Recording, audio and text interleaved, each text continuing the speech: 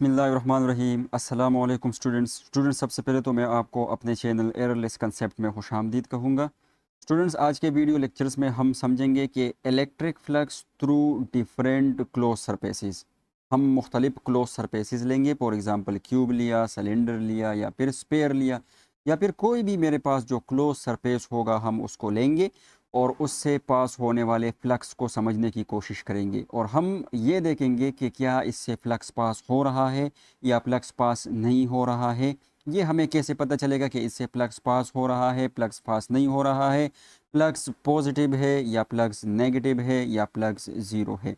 तो आज के वीडियो लेक्चर्स में आपका मुकम्मल तौर पर जो है कंसेप्ट क्लियर होने वाला है। तो आप वीडियो को स्किप नहीं करें और इसको देखें, तो आपका किसी भी क्लोज सरफेस से फ्लक्स होने का मसला हल हो जाएगा। इस वीडियो देखने के बाद आप कोई भी जो है क्लोज सरफेस गिवन हो तो आप इजीली बता सकेंगे कि इससे फ्लक्स पॉजिटिव है, नेगेटिव है, पास हो भी रहा है फ्लक्स या पास नहीं हो रहा है। ठीक है, तो चलिए स्टार्ट कर लेते हैं। सबसे पहले जो है मैं अगर फ्लक्स का फार्मूला यहाँ पर लिखूँ, ठीक है, जिससे हम फ्लक्स को फाइंड करते हैं, तो वो बेसिकली हमारे पास क्या है, psi is equal to E dot ए।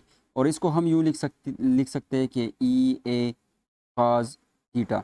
अब स्टूडेंट्स, ये जो हमारे पास फार्मूला है, जो फार्मूला मैंने आपके सामने यहाँ पर लिखा है, ये फार्मूला बेसिकली एप्लीकेबल है सिर्फ और सिर्फ प्लेट सरफेस के लिए। अगर हमारे पास सरफेस प्लेट होगा तो इस फार्मूले को हम अप्लाई कर सकते हैं, अदरवाइज़ इस फार्मूले को हम अप्लाई नहीं कर सकते हैं। ठीक है, ये फार्मूला अगर मैं आसान अल्फाज में आपको कहूँ तो ये फार्मूला हमारे पास एप्लीकेबल है। किसके लिए एप्लीकेबल है? सिर्फ क्लोज सरफेस के लिए एप्लीकेबल, ओपन सरफेस के लिए एप्लीकेबल है, सॉरी। ठीक है, किसके लिए एप्लीकेबल है? तो मैं यहाँ पर लिख सकता हूँ कि applicable applicable only for open surface. Open surface क्या होता है, क्लोज सरफेस क्या होता है, इसको भी ज़रा समझे। ठीक है, जो ओपन सरफेस होगा हमारे पास वो हमेशा 2D होगा। क्या होगा? 2D होगा। ठीक है, और जिसको हम क्लोज सरफेस कहेंगे, ठीक है, तो क्लोज सरफेस जो हमारे पास है, ये क्लोज सरफेस हम 3D सरफेस को कहेंगे, जो 3 डायमेंशन का होगा, जो हर हर लिहाज से क्या होगा, हमारे पास क्लोज होगा। ठीक है, तो open surface 2D surface and close surface 3D surface.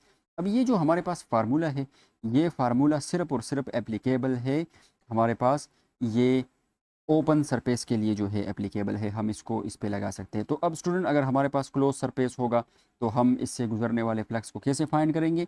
चले समझते हैं। पहले तो आप यहाँ पर ये समझें कि अगर फ्लैट सरफेस होगा तो देखिए, यहाँ पर आप देख सकते हो कि इलेक्ट्रिक फील्ड का जो डायरेक्शन है वो इस तरफ है। ठीक है, और जो इस वेक्टर एरिया है, इस वेक्टर का एरिया का जो डायरेक्शन है वो अपवर्ड है। तो इनके बीच में एंगल है, तो इनके बीच में अगर एंगल थीटा होगा तो फिर हम ये फार्मूला अप्लाई करेंगे। अगर ये एरिया, ठीक है, ये स्केलर एरिया, ठीक है, और इसका जो डायरेक्शन इसके साथ हो जाएगा, वेक्टर एरिया बन जाएगा। अगर ये वेक्टर एरिया का डायरेक्शन और इलेक्ट्रिक फील्ड का डायरेक्शन सेम है तो फिर यहाँ पर एंगल कितना होगा? ज़ीरो होगा। और कॉस ज़ीरो जो है वो हमारे पास बराबर होता है 1 के। तो फ्लक्स हमारे पास आ जाएगा ई ए के बराबर, और ये मैक्सिमम फ्लक्स यहाँ से पास होगी। इस तरीके से अगर आपके पास ये सरफेस एरिया जो है ये पड़ी हुई है, हॉरिजेंटली पड़ी हुई है, तो इसका डायरेक्शन अपवर्ड होगा। तो अब इस वेक्टर एरिया का डायरेक्शन अपवर्ड है, इलेक्ट्रिक फील्ड का डायरेक्शन इस जानिब है, तो इसके बीच में एंगल कितना है? 90 है। तो जब सेंटर यहाँ पर एंगल 90 है तो cos 90 बराबर होता है 0 के। और जब यहाँ पर आप 0 पुट करेंगे तो ये पूरा का पूरा फ्लक्स आपके पास क्या हो जाएगा? 0 हो जाएगा। ठीक है, तो अगर एरिया यूँ पड़ी हुई है तो मैक्सिमम फ्लक्स, हॉरिजेंटल एरिया पड़ी हुई है तो फिर 0 फ्लक्स आपके पास हो जाएगा। ये तो थी ओपन सरफेस के लिए, 2D सरफेसिस के लिए, प्लेट सरफेसिस के लिए, जो शायद आपको पता भी होगा।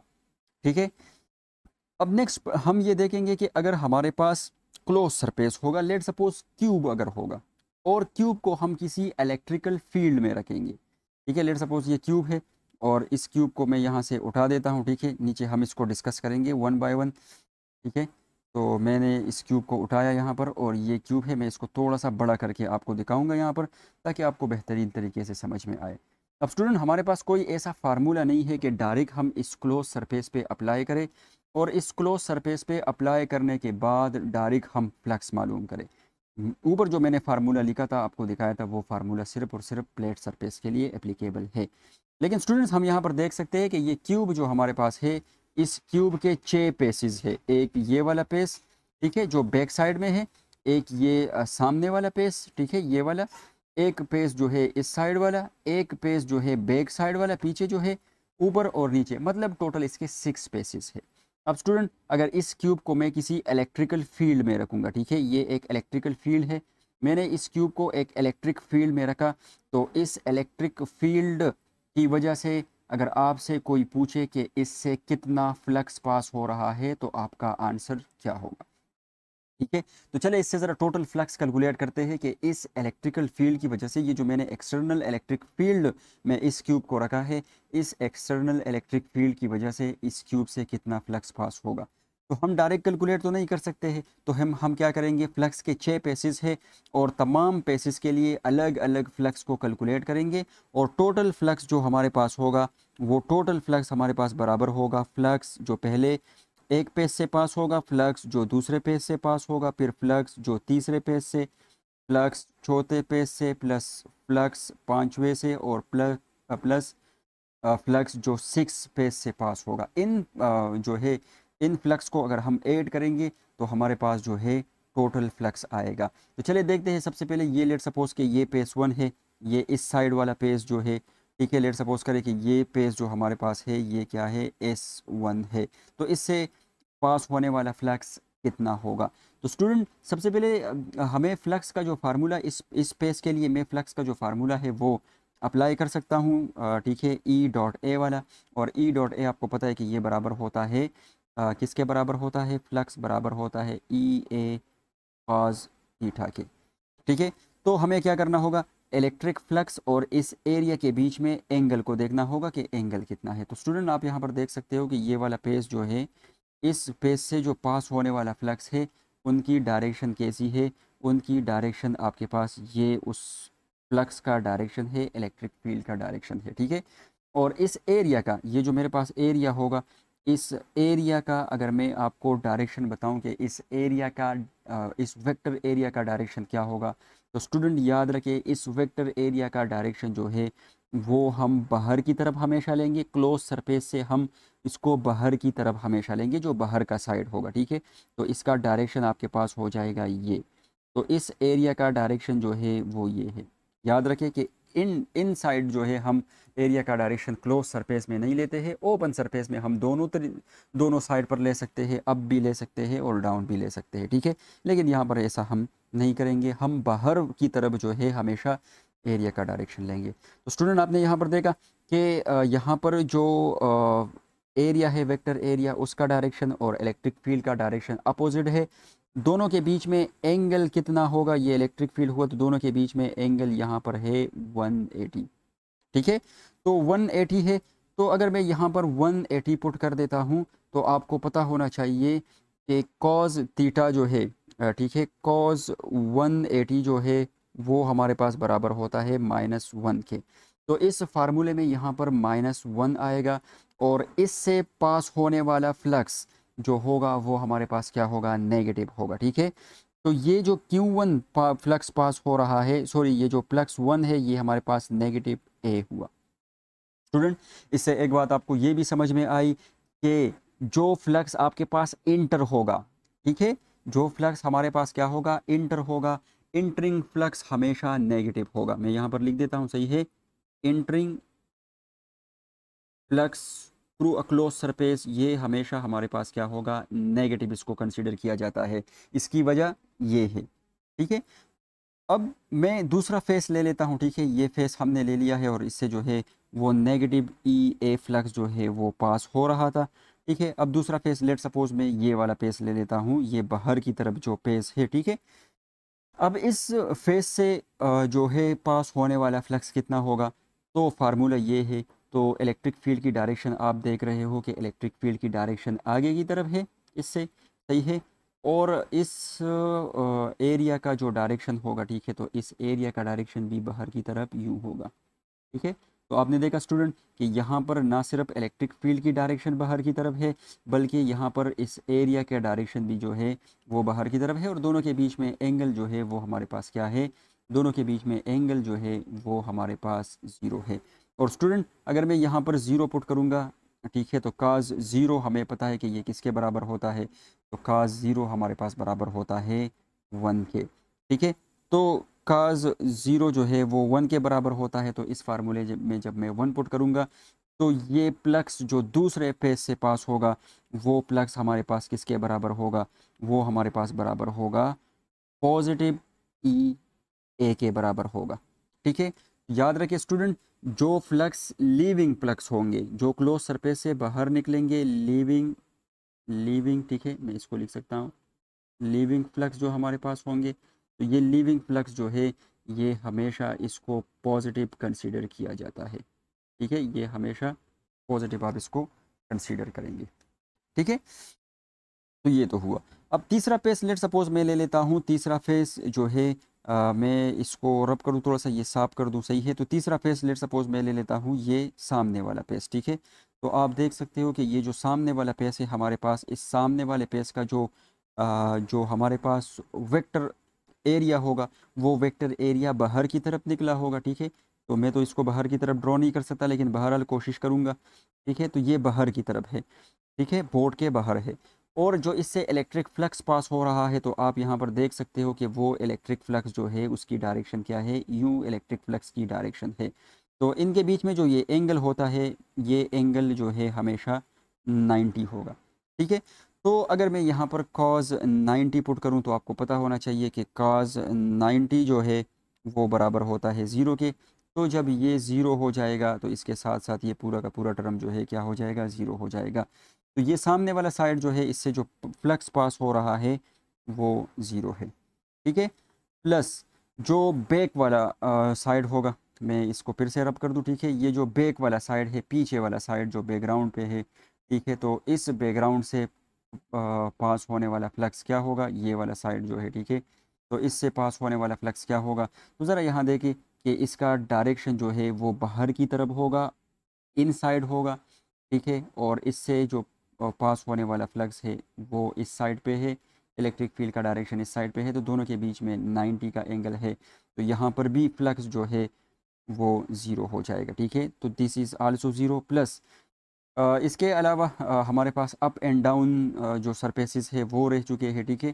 तो अप एंड डाउन सरफेसेस को ज़रा एक नज़र देख लेते हैं।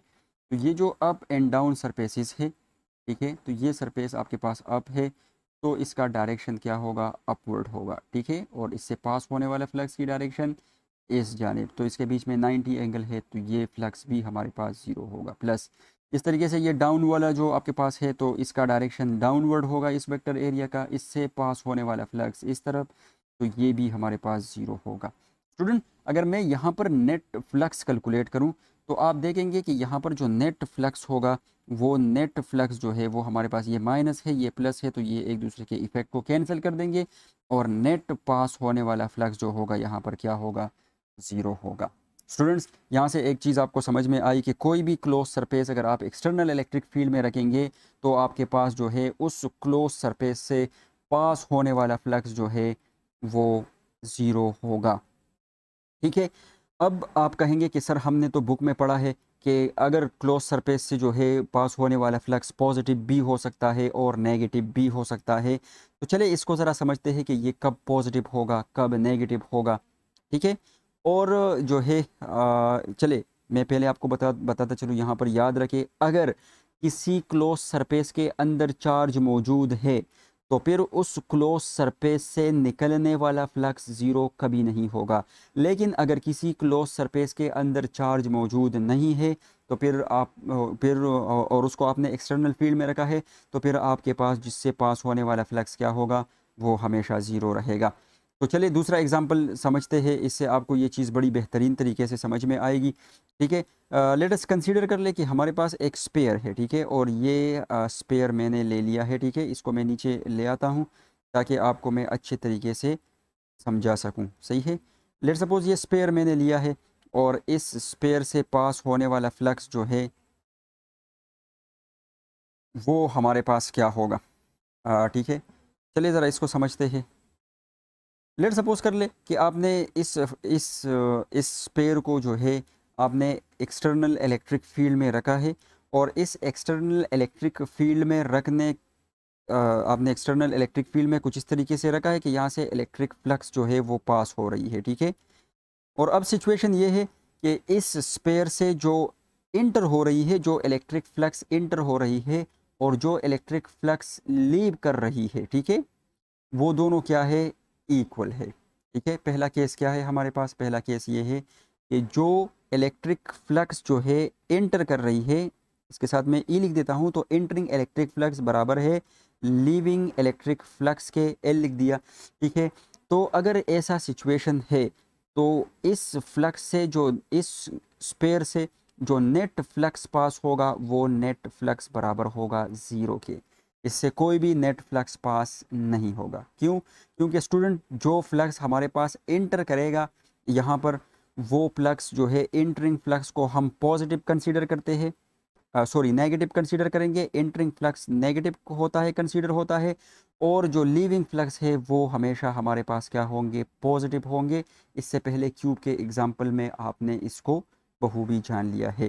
तो देखिए, चार flux, line of electric flux जो है इंटर हो रही है और चार बाहर जा रही है, तो चार नेगेटिव है, चार पॉजिटिव है, तो एक दूसरे को इफेक्ट को कैंसिल कर देंगे, ठीक है। अब दूसरा केस हमारे पास ये है कि लेट सपोज कर ले कि यहाँ पर जो है तीन इलेक्ट्रिक फ्लक्स जो है वो इंटर हो रही है और चार इलेक्ट्रिक फ्लक्स जो है बाहर निकल रही है। तो इससे नेट पास होने वाला फ्लक्स क्या होगा? तो जाहिर सी बात है, जो इंटर हो रही है वो नेगेटिव और जो बाहर निकल रही है वो पॉजिटिव। तो नेगेटिव कम है, पॉजिटिव ज़्यादा है। तो इस केस में अगर आपके पास इंटरिंग इलेक्ट्रिक फ्लक्स जो है वो लेस हो, ठीक है, लीविंग इलेक्ट्रिक फ्लक्स से, तो फिर जो इससे पास होने वाला फ्लक्स होगा वो फ्लक्स हमारे पास क्या होगा, नेट फ्लक्स जो होगा वो हमारे पास पॉजिटिव होगा। पॉजिटिव क्यों होगा? क्योंकि लीविंग फ्लक्स जो है वो हमारे पास ज़्यादा है।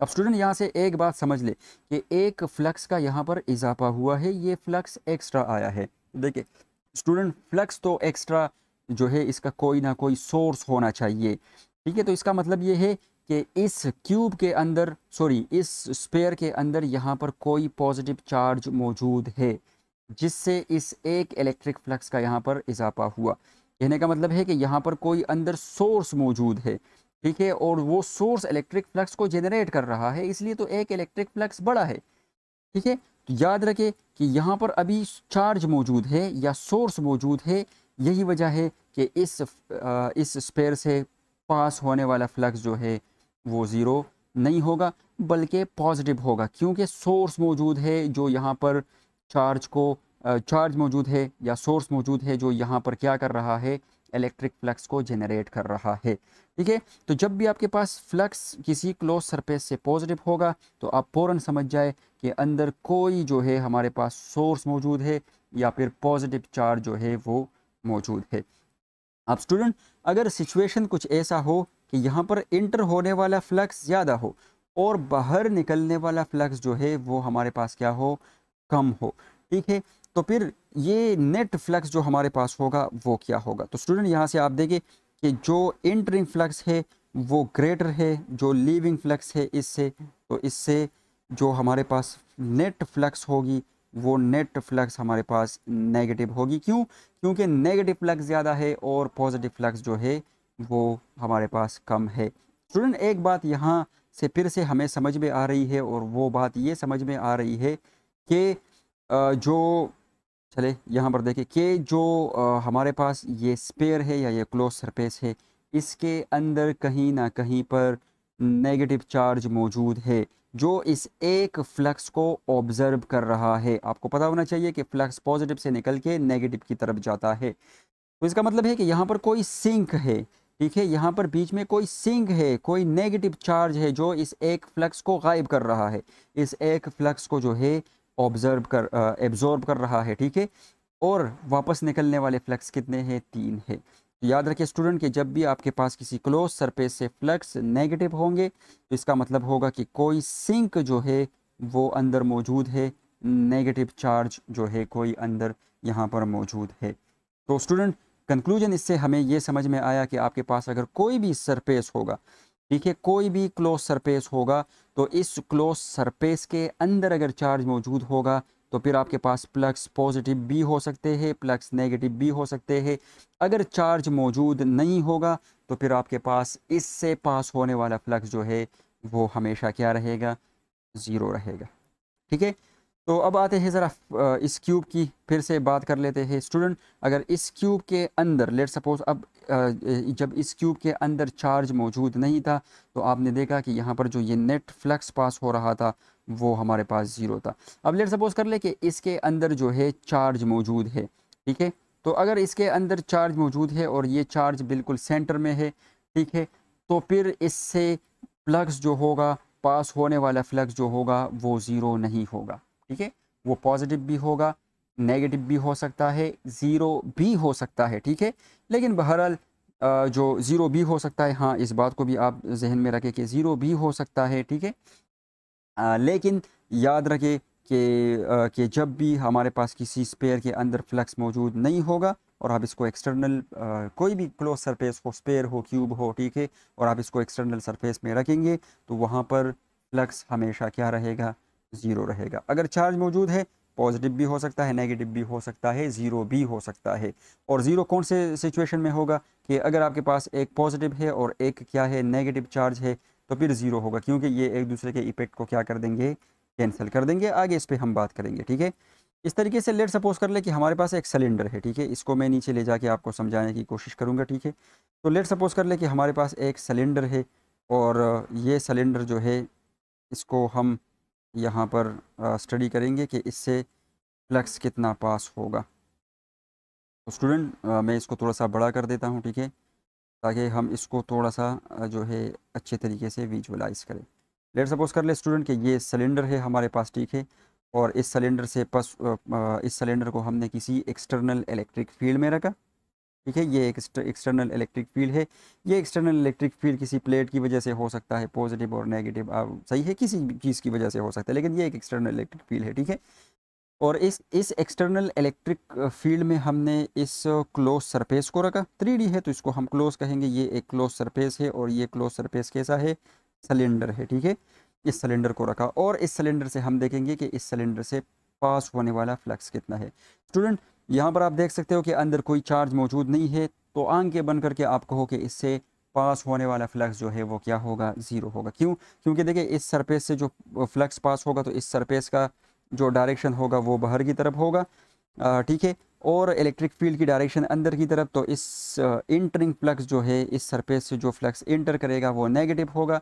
तो इस तरीके से इस सरफेस से जो फ्लक्स बाहर निकलेगा वो पॉजिटिव होगा। क्यों? क्योंकि देखिए इस सरफेस का डायरेक्शन ये और इसका इलेक्ट्रिक फील्ड का डायरेक्शन ये, तो एंगल ज़ीरो होगा, तो काज ज़ीरो आपके पास 1 के बराबर होता है, तो पॉजिटिव फ्लक्स आएगा। तो इससे इंटरिंग फ्लक्स नेगेटिव, ये पॉजिटिव, तो ये एक दूसरे के इफेक्ट को कैंसिल कर देंगे। और ये सरफेस से जो फ्लक्स होगा तो इस सरफेस का डायरेक्शन ये होगा, थर्ड सरफेस का, कर्व सरफेस का, और इलेक्ट्रिक फ्लक्स की डायरेक्शन ये है, तो बीच में एंगल 90 है, तो इससे फ्लक्स ज़ीरो होगा। तो टोटल फ्लक्स जो इससे पास होगा वो एक हो जाएगा नेगेटिव EA और प्लस हमारे पास यहाँ पर हो जाएगा पॉजिटिव EA और प्लस ज़ीरो हो जाएगा। नेट फ्लक्स इससे पास होने वाला ज़ीरो होगा। अब स्टूडेंट अगर यहाँ पर इंटर होने वाले लाइंस और बाहर निकलने वाले लाइंस में फ़र्क है, इक्वल फ्लक्स नहीं है, जितने फ्लक्स अंदर जा रहे हैं उतने फ्लक्स बाहर नहीं आ रहे हैं, तो इसका मतलब है कि यहाँ पर कोई सोर्स होगा या फिर कोई सिंक होगा। ठीक है, जिसकी वजह से फ्लक्स आपके पास पॉजिटिव भी हो सकते हैं और फ्लक्स नेगेटिव भी हो सकते हैं। ठीक है, तो ये जो था हमारे पास सिलेंडर था जिसको हमने डिस्कस किया। कंक्लूजन हमारे पास क्या निकलता है, इस पूरे वीडियो का जो कंक्लूजन है वो हमारे पास ये निकलता है कि अगर हमारे पास कोई भी क्लोज सरफेस होगा, ठीक है, चलिए मैं कंक्लूजन यहाँ पर लिख भी देता हूँ। ठीक है, तो कंक्लूजन जो है, कंक्लूजन हमारे पास ये निकला कि कोई भी क्लोज जो सरफेस होगा हमारे पास, तो इस क्लोज सरफेस को अगर आप एक्सटर्नल इलेक्ट्रिक फील्ड में रखेंगे और इसके अंदर जो चार्ज होगा, हैविंग नो चार्ज, अगर इसके अंदर चार्ज नहीं होगा, अगर चार्ज नहीं होगा, ठीक है, तो इससे पास होने वाले फ्लक्स हमेशा क्या होंगे, ज़ीरो होंगे। अगर क्लोज सरफेस है और आपने इसको एक्सटर्नल इलेक्ट्रिक फील्ड में रखा लेकिन इसके अंदर चार्ज मौजूद है, ठीक है, और चार्ज जो है आपके पास पॉजिटिव भी हो सकता है और नेगेटिव भी हो सकता है, मतलब सोर्स या सिंक मौजूद है। तो फिर इससे जो पास होने वाला फ्लक्स है वो आपके पास जो है वो पॉजिटिव हो सकता है, नेगेटिव हो सकता है या फिर ज़ीरो भी हो सकता है। शर्त ये होगा कि दोनों जो है चार्जेस जो है इक्वल अमाउंट में होने चाहिए। फॉर एग्ज़ाम्पल अगर ये एक स्पेयर है और स्पेयर के अंदर मैं एक डायपोल को रख दूँ, डायपोल का मतलब यहाँ पर ये है कि मैं एक पॉजिटिव चार्ज को रख दूँ, एक नेगेटिव चार्ज को रख दूँ, तो इससे पास होने वाला फ्लक्स क्या होगा, ज़ीरो होगा। क्यों? क्योंकि ये पॉजिटिव चार्ज से जो फ्लक्स आएगा वो इस नेगेटिव चार्ज के फ्लक्स से बैलेंस हो जाएगा, एक दूसरे के इफ़ेक्ट को यहाँ पर क्या कर देंगे, कैंसिल कर देंगे। इस तरीके से अगर मैं एक क्लोज सरफेस एरिया ले लूँ, लेट सपोज मैंने ये एक क्लोज सरफेस ली और मैं आपसे कहूँ कि इस पर एक पॉजिटिव चार्ज है, ठीक है, एक ये पॉजिटिव चार्ज है, एक ये नेगेटिव चार्ज है और एक ये नेगेटिव चार्ज है, बताओ इससे कितना फ्लक्स पास हो रहा है। तो जाहिर सी बात है कि ये फ्लक्स जनरेट करेगा, ये दो सोर्सेज है और ये दो हमारे पास क्या है, सिंक है। तो इससे नेट फ्लक्स जो पास होगा वो क्या होगा, ज़ीरो होगा, क्योंकि नेट चार्ज अंदर नहीं है। अगर आप इस सरफेस के अंदर नेट चार्ज अंदर मालूम करेंगे तो आपके पास फ्लक्स ज़ीरो होगा। चलिए स्टूडेंट्स, आज के लिए इतना ही। उम्मीद करता हूँ कि आपको बहुत कुछ समझ में आया होगा और इसके बाद अगर कोई भी क्लोज सरफेस या ओपन सरफेस आपको गिवन होगा तो आप बड़े आसानी से उससे इलेक्ट्रिक पास होने वाले इलेक्ट्रिक फ्लक्स को कैलकुलेट कर सकेंगे। मुझे इजाज़त दीजिए, अपना बहुत सारा ख्याल रखिएगा। अल्लाह हाफिज़।